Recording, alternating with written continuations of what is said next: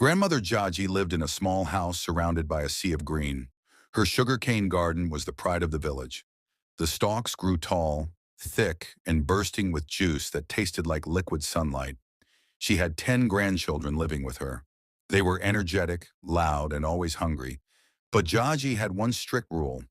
The garden is mine. No child enters, and no stalk is touched. She didn't see the garden as food. She saw it as her wealth. She valued those emerald stalks more than the laughter of the children playing in the dirt nearby. One morning, Jaji walked through her rows and gasped. 3 stalks had been hacked down.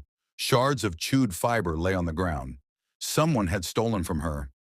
Instead of asking her family if they were hungry or why they felt the need to hide, Jaji's heart turned to stone.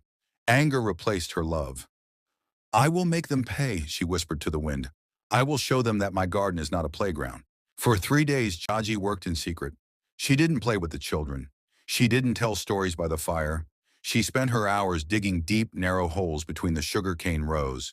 She covered them with thin branches and dried leaves, making the ground look solid and safe.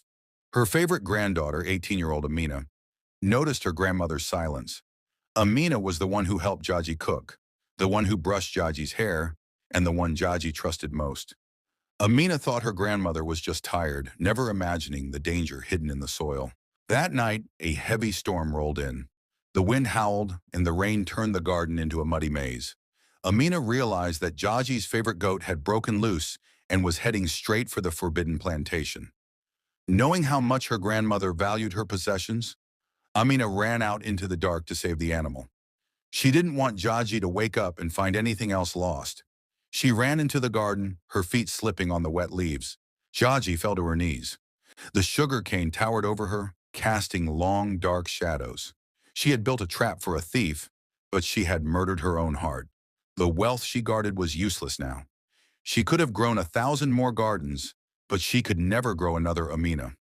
The village arrived to find an old woman screaming in the mud, surrounded by the sweetest sugar cane in the world, which now tasted like nothing but salt and regret.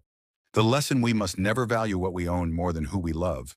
Material things can be replaced, but a life, once lost to anger or greed, is gone forever. Protection should never turn into cruelty.